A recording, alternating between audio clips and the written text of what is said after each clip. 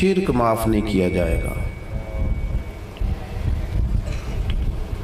اس لیے کہ اللہ وحدہ لا شریک ہے، کبھی بھی کسی بھی طرح وہ شرک کو قبول نہیں کرتا۔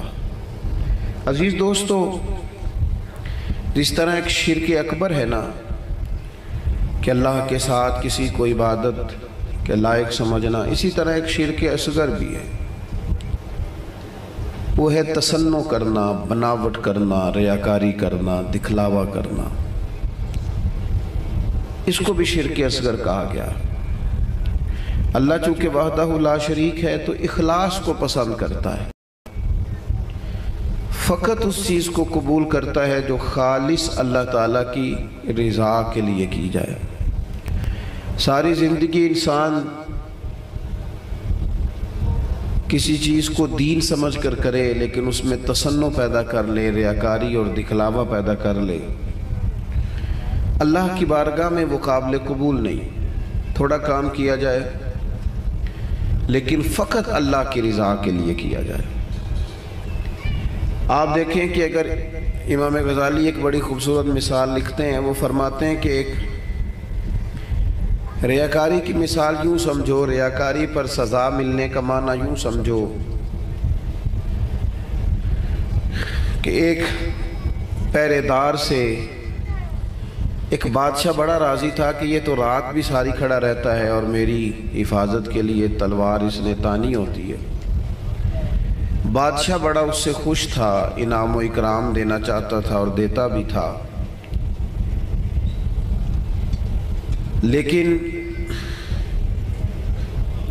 اچانک بادشاہ کو اگر یہ خبر ملے کہ یہ جو پہرے دار رات بھی ساری جاگتا رہتا ہے یہ میرے لیے نہیں جاگتا بلکہ معاذ اللہ اس کی تو کسی کنیز پر نظر ہے، اس لیے اس نے رات کی ڈیوٹی طلب کی، تو فرماتے ہیں اب بتاؤ بادشاہ اسے کیا سزا دے گا؟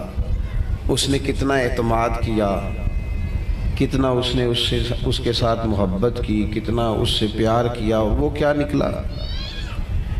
ہمارا بھی یہ معاملہ ہوتا ہے کہ ہم اگر کسی شخص پر بڑا اعتماد کرتے ہیں، اس سے بڑی محبت کرتے ہیں، لیکن اگر ہمارا اعتماد ٹوٹتا ہے ہمیں تکلیف ہوتی ہے۔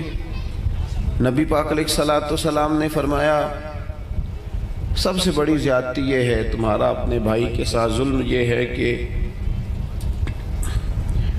تم اس کے ساتھ کسی معاملے میں جھوٹ بول رہے ہو اور وہ تمہیں سچا سمجھ رہا ہو، یہ بڑا جھوٹ ہے تمہارا۔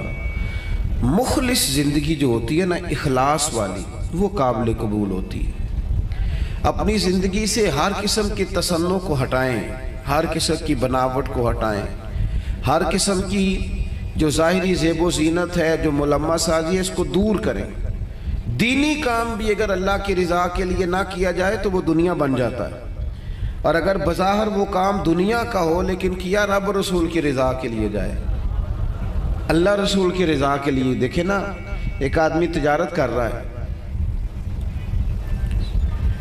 بظاہر تو وہ کاروبار کر رہا ہے، پیسے کما رہا ہے، بظاہر تو وہ کام کر رہا ہے جس کو عام مفہوم میں لوگ دنیا داری کرنا کہتے ہیں، لیکن حضور علیہ السلام نے فرمایا جو سچا تاجر ہوگا نا، سچا تاجر، اللہ قیامت کے دن اسے نبیوں کے ساتھ جگہ عطا فرمائے گا۔ وہ تجارت کر رہا ہے پر کر سچائی کے ساتھ رہا ہے، لوگوں کو صحیح چیز دے رہا ہے، تو اللہ تعالیٰ اسے کوئی اور رستہ نہیں ہے عورتوں کے گزرنے کی، گلی کوئی اور نہیں ہے۔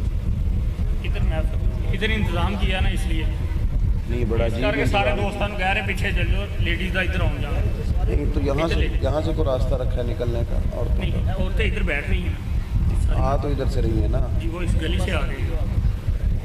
اللہ آپ کو سلامت رکھے، خواتین کے لیے کوئی الگ بندوبست ہو جائے گزرنے کا تو وہ اچھی بات ہے، اللہ آپ کو سلامت رکھے۔ چلے میں جو بات عرض کر رہا تھا اس پر آپ کی توجہ دلاتا ہوں کہ جب انسان کا مزاج یہ ہو کہ وہ اللہ کی رضا کے لیے، اب کوئی آدمی رزق حلال کمانے کو نکلتا ہے، محنت مزدوری کے لیے جاتا ہے، تو لوگ تو یہی سمجھیں گے نا کہ دنیا داری کر رہا ہے۔ ایک شخص نبی پاک صلی اللہ تعالی علیہ وسلم کے سامنے سے گزرا، صحابہ بھی موجود تھے. تو جب وہ گزرا تو بعض لوگوں نے کہا دیکھو یہ کاش اللہ کے راستے میں جد و جہد کرتا، یہ تو دنیا داری کر رہا ہے. تو حضور نے فرمایا اگر اپنے بچوں کے لیے رزق حلال کمانے نکلا ہے پھر بھی اللہ کے راستے میں ہی ہے، اور اگر اس لیے نکلا ہوا ہے کہ کسی کے سامنے ہاتھ نہ پھیلانا پڑے تو پھر بھی یہ اللہ کے راستے میں ہی ہے. اور فرمایا اگر اس لیے نکلا ہے کہ اپنے بہن بھائی بال بچے ماں باپ دوست احباب کے ساتھ خیر کرے گا تو پھر بھی اللہ کے راستے میں. یعنی بظاہر وہ کام جنہیں لوگ دنیا کا کام سمجھتے ہیں اگر اس میں بھی رضا الہی شامل کر لی جائے تو وہ کام دین بن جاتا ہے.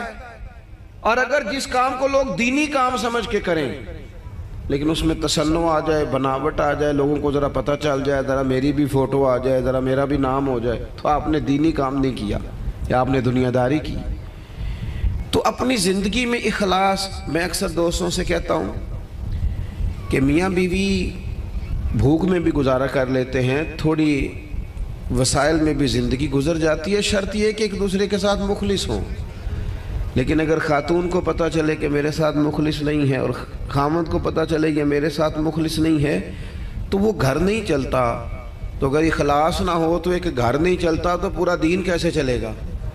اپنی زندگی میں اپنے مزاجوں میں اخلاص، بہت ساری ہماری پریشانیوں کا سبب ہمارا دکھاوا ہے. اور میں نے دیکھا ہے یہ جو دکھاوا کرنے والے ہیں بیچارے یہ بڑے ڈسٹرب لوگ ہیں، ذہنی طور پر شدید پریشان لوگ ہیں. دکھاوا کرنے والے بیچارے بڑی تکلیف میں ہیں کہ دیکھو یار میری فوٹو نہیں آئی.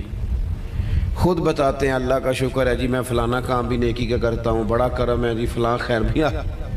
آپ کو یہ کیوں بتانا پڑا، اتنی پریشانی کیوں لگ گئی آپ کو؟ اگر آپ کرتے ہیں تو اللہ تعالیٰ اس کا اجر آپ کو عطا کرے گا. خود بخود آپ کو کیوں ایسا کرنا پڑا؟ اخلاص والی زندگی گزاریں، اپنے لہجوں میں اپنے لفظوں میں حسن اور صفائی لائیں. دیکھیں نبی پاک صلی اللہ تعالیٰ علیہ وسلم نے فرمایا قیامت کے دن کچھ لوگ بڑی نیکیاں لے کے رب کی بارگاہ میں حاضر ہوں گے، ان کے پاس بڑی نیکیاں ہوں گی لیکن اللہ فرمائے گا تم نے نیکیاں تو کی تھیں پر کی تھی لوگوں کو دکھانے کے لیے. اب اس طرح کرو جن کو دکھانے کے لیے نیکی کی تھی انہی سے جا کے اجر مانگو، میرے لیے کی نہیں، لہذا ان سے اجر مانگو جن کے لیے تم نے نیکی. بڑا سخت معاملہ ہے اور بڑا اذیت ناک مسئلہ ہے دکھاوے کا. یعنی کوئی بھی آپ کام کریں، آپ کسی کے شاگرد ہوں تو مخلص ہوں، کسی جگہ ارادت مند ہوں تو مخلص ہوں، کسی جگہ استاد ہوں تو مخلص ہوں، کسی جگہ آپ کی ذمہ داری تعلیم و تربیت کی ہو تو مخلص ہوں. اگر اخلاص نہیں ہوگا تو پھر ریاکاری کا سادہ ترجمہ اداکاری ہوتا ہے. پھر اداکاری بندہ کتنی کو کرے گا، تھک جائے گا.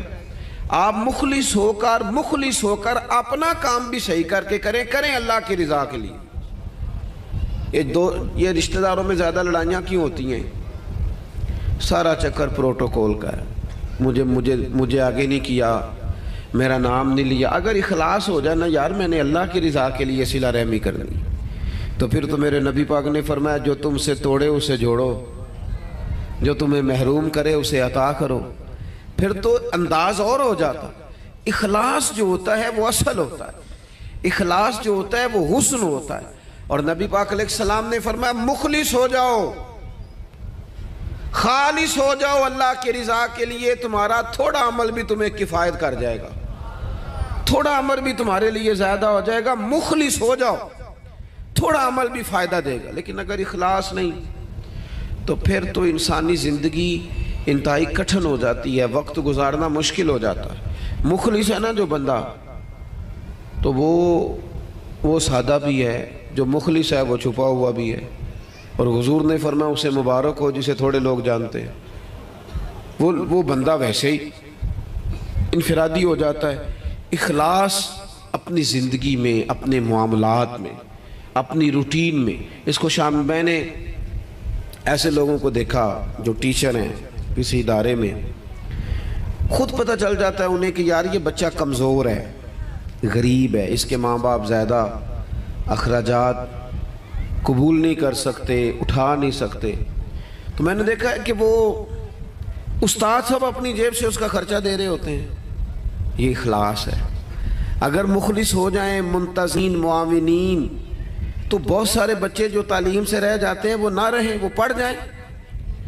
ہم اگر مخلص ہو جائیں، اخلاص ہو جائے تو ہم بہت سارے لوگ ایسے ہوتے ہیں جن کو ساتھ لے کے چل سکتے ہیں، ان کے کاروبار سیٹ کرنے میں مددگار ثابت ہو سکتے ہیں، لیکن وہ ہمارا تو خیال ہوتا ہے کہ کہیں ایسا نہ ہو کہ وہ بھی سیٹ ہو جائے تو میرے برابر نہ آ جائے۔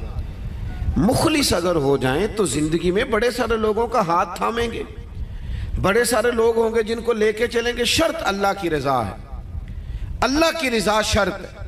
اگر اللہ تعالیٰ کی رضا، وہ حضرت سعد بن ابی وقاص رضی اللہ تعالیٰ عنہ کہتے ہیں جب ہم قادسیہ کے علاقوں میں جنگ لڑ رہے تھے نا، تو وہاں ایک شخص بڑا مہنگا مال غنیمت، بعض نے تو لکھا ہے کہ تاج سونے ہیرے لگے ہوئے تھے، بادشاہ کا تاج، وہ بندہ نہ ڈھونڈ کے لایا، مل نہیں رہا تھا، جنگ ہوئی تو ریتلا علاقہ تھا، تاج بادشاہ کے کہیں کھو گیا۔ تو ایک آدمی سادہ سا فوجی وہ تاج لے کے شام کو سپہ سالار کے خیمے میں داخل ہوا، تو ان سے جب پوچھا گیا، وہ تاج انہوں نے پیش کیا، چہرے پہ کپڑا ڈالا ہوا تھا، تو ان سے پوچھا گیا کہ آپ بڑے امیر آدمی ہیں جو آپ نے بڑی دیانتداری سے یہ تاج واپس کر دیا؟ کہنے لگے نہیں، گزر بسر مشکل سے ہے۔ تو کہا پھر آپ نے اتنا مہنگا تاج ہاتھ آیا تھا واپس کیسے کر دیا؟ کہنے لگے میں نے اپنے رب کو راضی کرنا ہے، دیانتداری اللہ کی رضا کے لیے دکھائی۔ اب وہ واپس جانے لگے تو ان کو آواز دے کے پوچھا گیا نام ہی بتاتے جائیں، قبیلہ ہی بتاتے جائیں۔ یہاں تو آپ کو پتہ ہے تصویریں بھی لگتی ہیں، اخبار بھی آتے ہیں، فیس بک بھی چلتی ہے، فلانے کو بھی پتہ چل جاتا ہے، بورڈ بھی لگتے ہیں، پھٹیاں بھی، یہاں تک کہ لوگ مسجد کی ٹائلوں پہ بھی نام لکھوا لیتے ہیں برائے صالح ثواب۔ وہ فرشتوں کو پتہ ہے کس کے لیے کیا ہے، پتہ ہے جس نے اجر دینے اسے، آپ کس حساب سے نام لکھوا رہے ہیں؟ پتہ ہے اللہ کو جس نے اجر دینا ہے اسے وہ جانتا ہے۔ تو ان کو آواز دے کے کہا گیا نام ہی بتا دے۔ تو وہ صحابی کہنے لگے جس رب و رسول کے لیے میں نے یہ کام کیا وہ میرا نام بھی جانتے ہیں، باپ کا نام بھی جانتے ہیں، قبیلہ بھی جانتے ہیں۔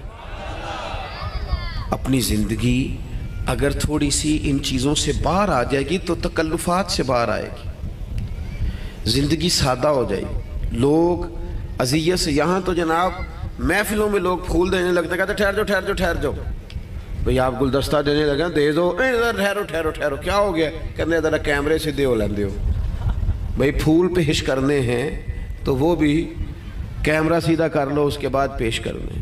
اور کیمروں کی دنیا اور کیمرے کی آنکھ، اسی میں زندہ رہنا ہے کیا؟ زندگی تو باہر ہے، زندگی تو وہ ہے جو حقیقت میں ہے۔ اخلاص اپنی زندگی میں پیدا کریں، اپنے بہن بھائیوں کے ساتھ، اپنے گھر میں، اپنے دوست احباب کے ساتھ، اپنے دین کے ساتھ، اپنے ملک کے ساتھ، اپنی ملت کے ساتھ اخلاص پیدا کریں، مزاج خلوص والا ہو، للہیت والا ہو۔ ہم مسلمان ہیں، ہمیں یہ والا سبق نہیں پڑھایا گیا کہ دنیا میں کھا لو پی لو موج کر لو یہی ہے سارا کچھ۔ ہمیں تو کہا گیا ہے کہ تم یہاں کوئی خیر کرنے آئے ہو، اخلاص کے ساتھ رب کو راضی کرو، واپس لوٹنا ہے، اس کی بارگاہ کی طرف واپس جانا ہے، جزا سزا کا فیصلہ ہوگا۔ لہذا یہاں کوئی خیر کا کام کرنے آئے ہیں، یہاں طے شدہ بات ہے کہ کوئی پکا رہنے کے لیے نہیں آیا، سب نے لوٹنا، تو اپنے لوٹنے کی تیاری کرے، اس کے لیے شرط اخلاص ہے، اس کے لیے شرط مخلص ہونا ہے۔ بڑے سارے غریب لوگ ایسے ہیں جنہوں نے اب اپنے دکھ نہیں وہ بتاتے، انہوں نے چھوڑ دیے۔ بڑے سارے سفید پوش ایسے ہیں جو تکلیف میں آتے ہیں کسی سے بات نہیں کرتے، کیوں؟ انٹرویو بڑا لمبا دینا پڑتا ہے، کاغذات ہی بڑے دکھانے پڑتے ہیں، پوچھ ہی بہت گہری ہوتی ہے، تفصیلات ہی بڑی دینی پڑتی ہیں۔ حالانکہ رب نے جب ہمیں دیا تھا تو اتنی تفصیلات نہیں جانی تھی، پوچھی تھی، حکم نہیں دیا تھا، وہ تو خیر جانتا ہے سارا کچھ، لیکن اس نے اتنے سوال جواب جو جس ذریعے سے ہمیں دیے وہ ذریعہ اتنے سوال و جوابوں والا نہیں تھا۔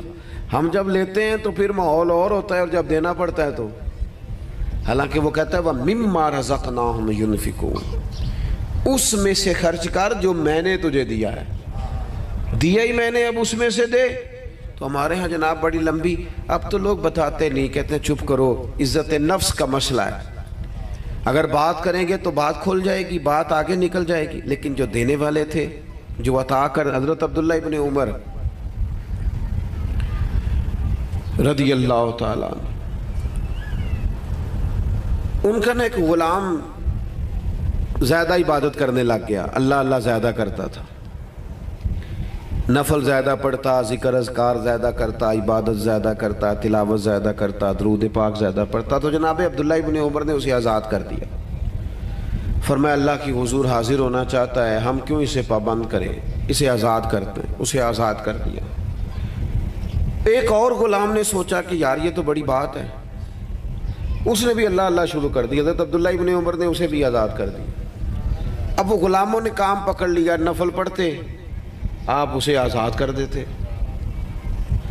ایک دن آپ کے بیٹے کہنے لگے بابا جان یہ آپ کو دھوکہ دیتے ہیں، بعد میں پتہ نہیں پانچوں بھی پڑھتے ہیں کہ نہیں، آپ کے سامنے یہ نفل پڑھتے ہیں، بڑے سجدے کرتے ہیں، آپ آزاد کر دیتے ہیں، آزادی کے بعد پتہ نہیں کیا کرتے ہوں گے، دھوکہ دیتے ہیں۔ تو حضرت عبداللہ ابن عمر نے بڑی ہی اعلیٰ بات کر دی، رب کے بندوں کی یہی شان ہوتی ہے۔ فرمانے لگے یہ مجھے رب کے نام پہ دھوکہ دیتے ہیں، میں تیار ہوں دھوکہ کھانے کے لیے، اس نام پر میں دھوکہ کھانے کو، یہاں لوگ بڑے بڑے ناموں پہ دھوکے نہیں کھاتے، تیرا پلاٹ مہنگا بیچ دوں گا، لوگ دھوکہ کھا نہیں جاتے، تو جمع کرا تیرے 100 کے 250 ہو جائیں گے، کھاتے نہیں، دولت کے نام پہ تو دھوکے کھاتے ہیں نا، لوگ اقتدار کے نام پر بھی تو دھوکے کھاتے ہیں نا۔ تو کہا اگر اللہ کا نام لے کر یہ مجھے دھوکہ دینا چاہتے ہیں تو میں دھوکہ کھانے کو تیار ہوں۔ اخلاص پیدا کریں زندگی کے اندر، للہیت پیدا۔ آپ اتنے سارے لوگ آئے ہیں، اگر ہم 50-60 لوگ بھی کسی ایک علاقے میں مخلص ہو جائے نا، اور ہمارا ذہن بن جائے کہ ہم نے اخلاص کے ساتھ اس علاقے کی خدمت کرنی ہے، علاقے کے مسائل کو دیکھنا ہے، آپ تو ماشاءاللہ بہت زیادہ ہیں، میں کہہ رہا ہوں 40-50 لوگ بھی ہوں، تو وہ گلی سے گزر رہے ہوتے ہیں تو گاڑی جو ہے وہ کسی کھڈے میں لگتا ہے، ٹائر تو اس پہ تبصرہ ہوتا ہے، ساڑھی حکومت کوئی کام نہیں کر دی، ویکو کٹے کھڈے نے، حالانکہ وہ 10 منٹ کا کام ہے، گاڑی سائیڈ پہ کی جائے، ایک دھابڑا ایک کئی اسے پکڑا جائے اور کھڈے کو بند کر دیا جائے۔ اور وہ میں نے تو دیکھا ہے کہ جو 4 کروڑ روپے اپنے گھر پہ لگاتا ہے وہ 10 لاکھ روپے گلی پہ لگانے کو تیار ہی نہیں ہوتا، ساری گلی میں پانی کھڑا ہے۔ ہم ساری زندگی تبصروں میں وقت گزارتے ہیں، گفتگو میں وقت گزارتے ہیں، ہم نیک نظر آنا چاہتے ہیں، نیک بننا نہیں چاہتے، ہم چاہتے ہیں ہماری شہرت ہو جائے، ہم نیک لوگ ہیں، لیکن نیکی کرنی نہ پڑے، خیر والا کام ہے اسے کر گزریں اور اللہ کی رضا کے لیے کر گزریں۔ یہ مساجد کے باہر، مدارس کے باہر اکثر علماء کے نام لکھے ہوتے ہیں، بانی اور محتمم، چلو وہی ہوں گے، ہوتا بھی ہے ایسا، لیکن اس بندے کا بھی بڑا کردار ہوتا ہے جو اس میں ڈھیر سارا حصہ ملا جاتا ہے اور ساتھ یہ بھی کہہ جاتا ہے میرا نام نہ لے آ جائے، وہ بھی بڑا مخلص ہوتا ہے، وہ بھی بڑا بانی ہوتا ہے، جو کہہ جاتا ہے میرا ذکر کرنا سارا میرے ذمے لگا دیں، آپ لنگر کا خرچہ ساری محفل کا دے دوں گا، میرا نام نہ لینا، اس سے دل ٹھنڈا رہتا ہے، اس سے طبیعت ٹھنڈی رہتی ہے۔ لیکن اگر فون پہلے ہی چل پڑے میں آ رہا ہوں، میں کیا کر رہا ہوں، اور جناب دیکھنا میں انقلاب برپا کر دوں گا، تو بھئی آپ گرج رہے ہیں، برسنے کی امید ذرا تھوڑی ہے، جو برستے ہیں ان کو گرجنے کی ضرورت، وہ تو کام کر کے گزر جاتے ہیں۔ بات زیادہ نہیں کرنی، بس میں ختم کرنے لگا ہوں، آپ نے توجہ کرنی ہے۔ اپنی زندگی جب اخلاص والی ہوتی ہے نا تو مخلص، یہ کیسے ہو سکتا ہے کہ آپ کسی کے ساتھ مخلص نہ ہو اور پھر آپ دعویٰ کریں وہ مخلص ہو جائے؟ یہ کیسے ہو سکتا ہے؟ آپ پہلے مخلص بنے، پھر باقی لوگ بھی آپ کے ساتھ مخلص ہو جائیں گے۔ ہم چاہتے ہیں ساری دنیا میرے ساتھ مخلص رہے۔ وہ امام غزالی رحمۃ اللہ علیہ سے پوچھا ایک شخص نے کہ مخلص دوست نہیں ملتا، تو فرمانے لگے چل تو ہی مخلص ہو جا، تو ہی مخلص ہو جا۔ ہم یہ چاہتے ہیں میرے ساتھ سارے لوگ سچ بولیں اور میں کسی کے ساتھ بھی سچ، تو یہ ہو نہیں نہ سکتا۔ مجھے ہر دکان سے سودا خالص ملے اور جو میں بیچ رہا ہوں وہ میں خالص، تو بھئی ایسے ہوتا نہیں نا، یہ تو ممکن نہیں نا۔ تو اپنی زندگی میں اخلاص، امام ابو نعیم کہتے ہیں کہ ایک 100 گھر تھا پورا مدینہ شریف میں، تھوڑی سی آبادی ہوتی تھی، 100 گھر تھا جس میں 2 وقت کھانا بھی ملتا تھا، کپڑے بھی بچوں کے، دیگر اخراجات بھی، 100 گھر کو، اور سالوں ملتا رہا پر پتہ نہیں تھا کون دے جاتا ہے۔ سالوں وہ کھانا پانی بچوں کے خرچے آتے رہے پر پتہ نہیں تھا دے کے کون جاتا ہے۔ پھر اچانک ایک دن ایسا آیا کہ وہ کھانا بھی آنا بند ہوا، وہ ساری چیزیں بند ہوئیں، لوگ پریشان ہوئے، ڈسٹرب ہوئے، تکلیف بڑھی، ایک دوسرے سے پوچھنے لگے تیرے گھر بھی نہیں آ رہا؟ اس نے کہا نہیں آ رہا۔ تیرے گھر 100 تو گھر تھا۔ پھر کہا پتہ کرو کب سے نہیں آ رہا، تو پتہ چلا 18 محرم سے میرے گھر نہیں آیا لنگر۔ 18 گھر سے وہ کہنے لگا 18 محرم سے میرے گھر بھی نہیں آیا۔ وہ جب غریبوں نے تاریخیں ملائیں 100 گھروں نے، تو 18 محرم سے ہی لنگر بند ہوا۔ پتہ کرو 18 محرم کو کیا ہوا، تو پتہ چلا 18 محرم کو امام زین العابدین کا انتقال ہوا۔ 18 محرم کو امام صاحب کا وصال ہوا۔ وہ 100 گھروں میں کھانا پہنچاتے تھے، خرچہ اٹھاتے تھے، چہرے پہ کپڑا پہن کے رکھتے تھے، کوئی پوچھتا آپ کون ہے تو ناراض ہو جاتے تھے۔ انہوں نے خدمت کی اخلاص سے، لیکن پھر حالت یہ ہو گئی کہ لوگ ان کو جانتے تھے، یاد کرتے تھے، ان کے لیے روتے تھے۔ اپنی زندگی اخلاص والی کریں، اس میں للہیت پیدا کریں۔ آپ تھوڑا کام کریں لیکن ریاکاری سے، تصنع سے۔ میں تو دیکھتا ہوں، بڑی مہربانی جی بات سنیں، کیا مسئلہ ہو گیا؟ اطمینان سے سارے دوست تشریف، اللہ آپ کو لمبی زندگی صحت والی دے۔ میں تو دیکھتا ہوں لوگ اپنے والدین کو حج پہ بھیج کے لوگوں کو بتاتے ہیں میں نے بھیجا ابا جی کو حج پہ، تو ابا جی آپ کہتے بھائی جان آپ نے بھیجنا تھا۔ اب یہ بتانے کی کوئی ضرورت ہے؟ فلاں کے ساتھ میں نے نیکی کی، بھگی اگر آپ اتنے پریشان تھے تو پھر نہ کرتے۔ یہ چیزیں آزمائش میں ڈال دیتی ہیں، اپنے تکلیف میں آ جاتے ہیں، یار یہ نام لے رہا ہے۔ وہ ہمارے ایک جگہ ختم شریف تھا، تو میں ایک جگہ